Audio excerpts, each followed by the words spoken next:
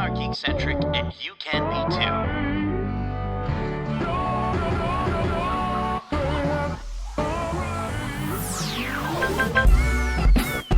Love ya.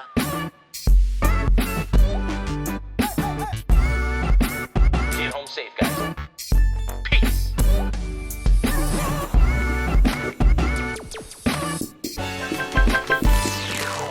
Hey there, geeks. My name is Nate, and welcome to the Geekcentric podcast, and welcome to yet another very special Behind the Geeks episode for Futurama. Special thanks, as always, to our friends at Disney Studios Canada for these wonderful opportunities to get to talk to the people who create all the geeky things we love. If you're joining us for the first time, we are Geekcentric, a podcast focusing on the world of movies, TV shows, video games, and all things geek-centric. And good news, everyone. Joining me for this Behind the Geeks episode, he's always down for some snoo-snoo, during which you can bite his shiny metal ass. He's Kevin, the hedonism bot Hudson. Hey-o, I know I made the joke yesterday, but it's true almost every day. I'm doing well because I am 40% coffee right now. There we go. 40% coffee. I think in this, you might hear someone say they're 40% donuts as well. But you know, in a very recent Behind the Geeks episode, I had the chance to chat with executive producer, showrunner, and co-creator of Futurama, David X. Cohen. And that was a really cool experience for me. You know, I highly recommend anyone listening to this give that episode a listen as well. But I remember we really tried, you know, to get you, Kevin, onto in for that interview, and we just weren't able to. So when we got the chance to talk to two voice acting legends of Futurama, I knew we had to try again because Kevin, you're a day one Futurama fan. Is that right? That is right. I mean, I don't want to say I remember it, you know, like it was yesterday. It was 25 years ago. But I know that I was looking forward to and watched the debut episode, the premiere. It would have been at 8:30 right after The Simpsons on a Sunday night in March of 1999. I was a young, spry 13-year-old at the time. Wow.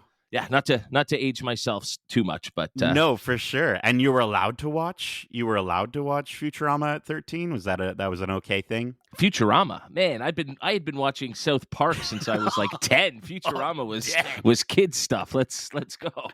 I still remember with South Park, like I was my dad and his friend were watching it at one point, and I was watching it just in the background, like they thought I was just playing or something. And my mom came in, and she's like, "What are you watching right now? What are you letting?" I think it was the Eric Cartman Chili episode specifically. But who are the wonderful voice acting legends, Kevin? Can you let the wonderful listeners know? I mean, they probably already know because they tapped on this episode. But who are the wonderful voice acting legends we got to chat with? It's always good to do another, you know, bit of an introduction, if you will. So we got a chance to talk to David Herman. You might know him as Michael Bolton from Office Space if you saw him, but if you heard him, you would know him as Scruffy, the Planet Express janitor. He also has credits for over 217 other characters on the show. Wow. And then, of course, you know, he's probably one of the most iconic voices in animation over the last 25 years. Mm-hmm.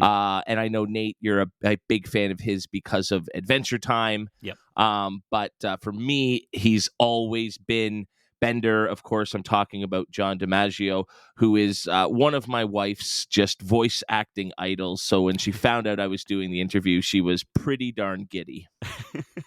I'm sure, and I will say, you know, it was great to have you sitting with me, next to me in this interview, to get all the references that they were making from the show, because otherwise it would have gone completely over my head. So I was happy to have you on board to be able to chime in those moments, for sure. I mean, I have to admit, they were throwing some character names at me that even I'm like, I don't really remember that. I'll just nod along. There we go.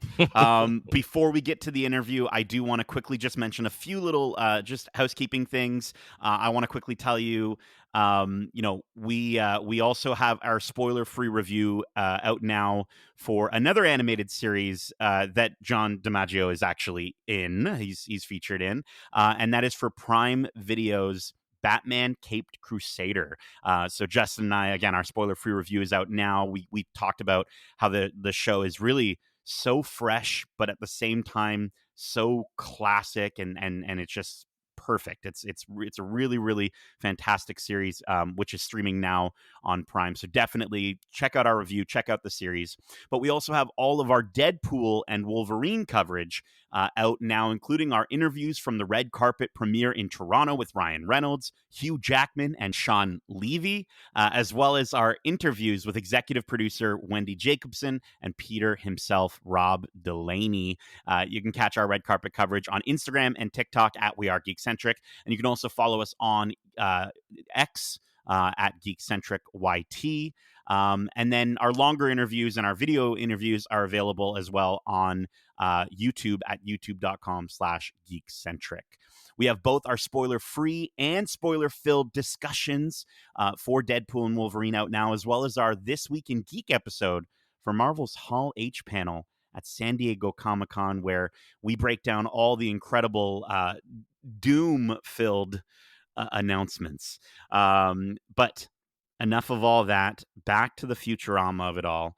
The first 2 episodes of Futurama season 12 are available right now on Disney Plus, and new episodes releasing every Monday until episode 10. The finale drops on September 30th. To which I will also just mention, in this very interview that you're about to hear, David Herman does give us a line from an episode that they haven't yet recorded. So I'm looking forward to seeing when that episode airs, what line that episode is from. So keep your ears bent and your push broom mustaches coiffed for that moment in the interview. But yes, please enjoy our interview with John DiMaggio and David Herman.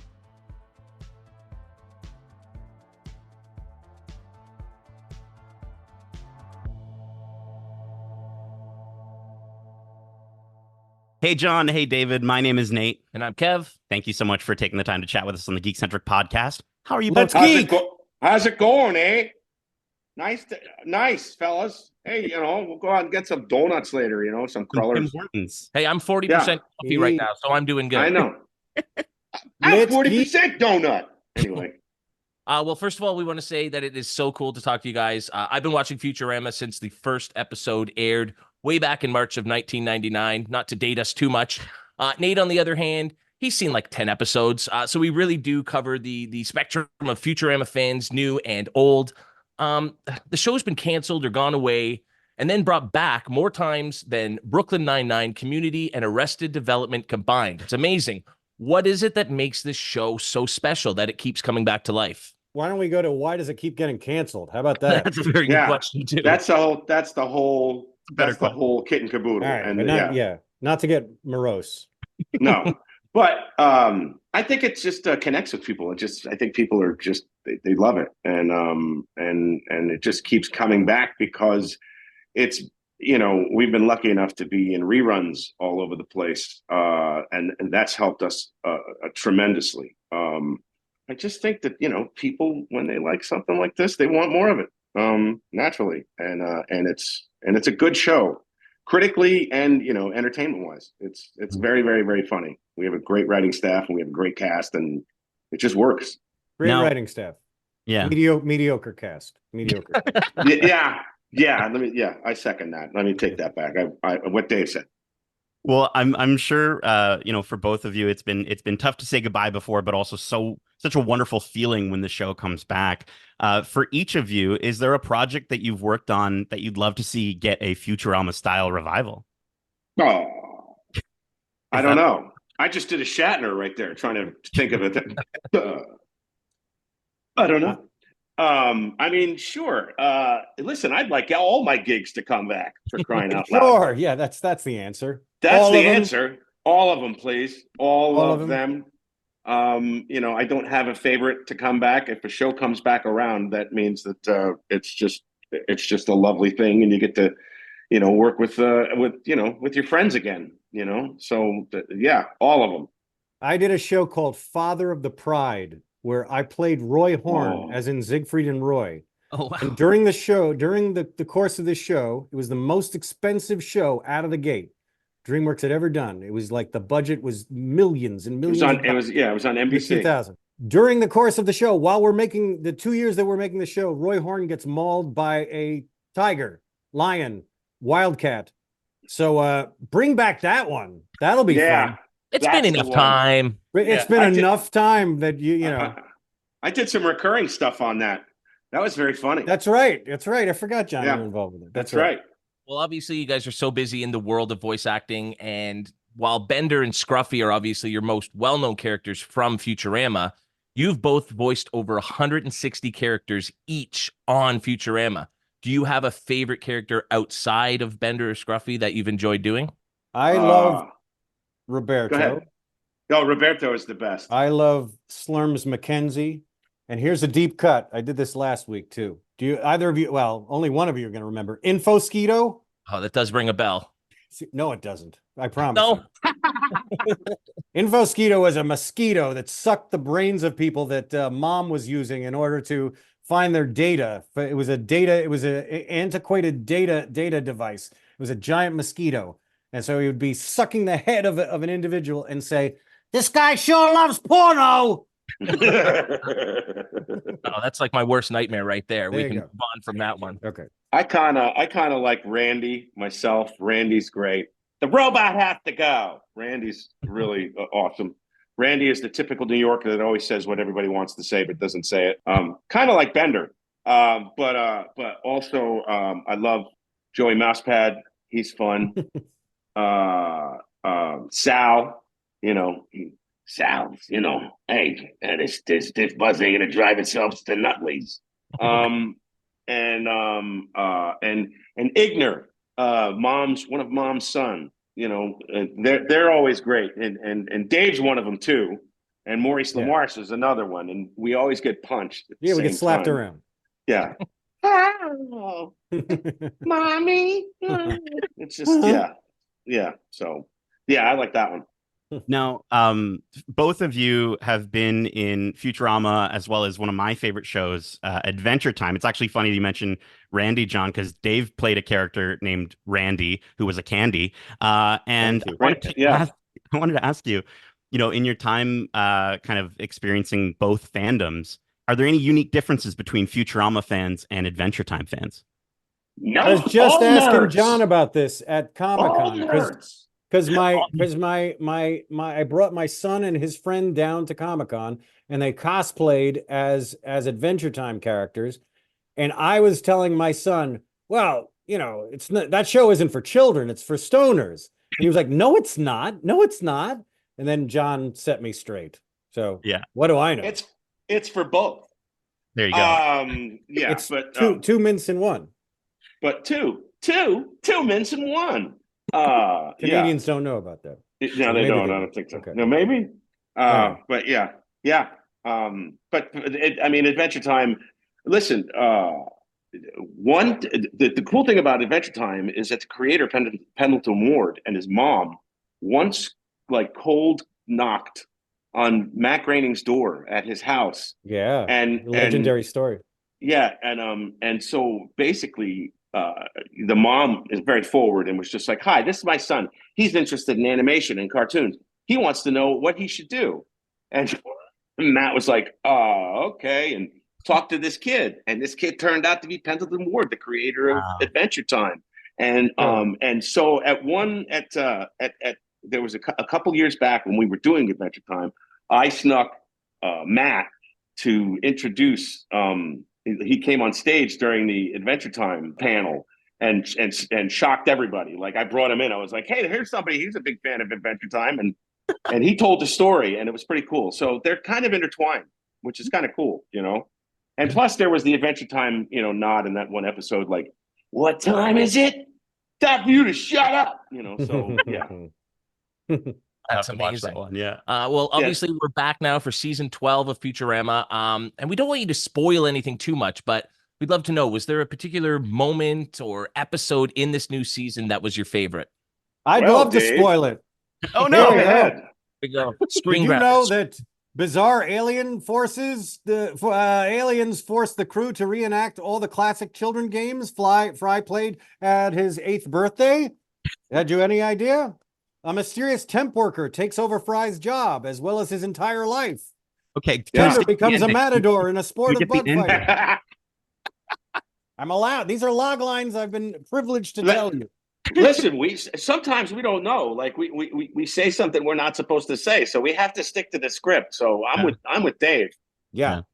That's fair. That's fair. Also, I'm just cosplaying a Scruffy right now. I just realized, so it's happening. See the push broom? You Yeah, got I the got push broom stash. Yeah, totally done. Yeah. Yep, Scruffy, janitor. There you go. Yeah, it's right there. I got it. Yeah, that's what I'm cosplaying next year at San Diego Comic-Con. David, you going to cosplay as Bender, perchance? You know what? I said this the other day. Nobody can do Bender. Nobody. Seriously, when we have to substitute voices very often when somebody isn't in the room when we're doing the script, and everybody can do each other. We can all do each other, but nobody can do Bender. So John's going to be working. Yeah, I wouldn't submit. I wouldn't make Dave subject himself to all that costuming in a hot convention. Metal can. No. Aluminum. Yeah, no. Yeah. Hey, Dave, why don't you walk around in an aluminum suit in 90-degree weather? It'll be great. Yeah. No. Nobody. Well, over the course of the show, so much of the fandom is built on the lexicon from the incredible lines that each of you get to deliver. And maybe you have these scripts lying around, maybe you don't. But is there a favorite line from any of your characters that has stuck with you over the years? Yeah. Yeah, that's a good one. Great. I'll fix the boilers and turlets and boilers and that one boiling turlet. Yep. That's a great line. I love that one. Bender, of course, daffodil. When he says that, just simply daffodil. And then it's when he sees Bender on Fry's butt, it says it's like looking in a hairy mirror. That's pretty good. And then there's the one line. You know what, John, have you read the new script for tomorrow? No, I haven't read it yet. Okay, there's a line. This is a script by the great Patrick Verone, who's been a writer for us for years. You're going to give away the line? I'm going to give one line. One line. Really? The professor says, if I wasn't so old, I'd cider your apples. And I was like, cider your apples. That's going straight into my day-to-day vernacular. Yeah. I'm going to cider your apples. I mean, that's so good. Cider your apples. Come on. That's pretty good. There was also the one episode where Bender and Fry are walking up the side of the building, like the old Batman series, and Bender looks in the window. See, get a room, you two. The person in the room goes, "Oh, we're in a room." And then Bender says, "Well, then lose some weight." One of my favorites. That's awesome. Cool. Well, both of you are legends. It was such a pleasure to get a chance to chat with you both. Just as we wrap, I just want to quickly throw in and quickly check with you, John. Gears of War E-Day was announced. I don't know if you know this. And young Marcus Phoenix, are we getting you back? And has your voice aged younger somehow? Has your voice become younger somehow? You're gonna have to wait to find out. Oh, dang. Okay. David, you don't know, do you? Because you're giving away all sorts. No, he doesn't know. He doesn't know anything. He doesn't know anything about this. I play Pong. Pong. Yeah. You guys big Pong fanatics? Yeah. Sure. Yeah, maybe I played it once. Well, and David, I really just want to say, make sure the show stays on for longer than a few seasons this time, because every time you guys go away, I have to ask myself, how am I supposed to live without you? Oh. A little Michael Bolton reference there. I got it. Yeah. I got it. I the smelled one and it. only. Yeah. Yeah, that's serious. Thank you so much. All right. See you Cheers. guys. Bye, guys.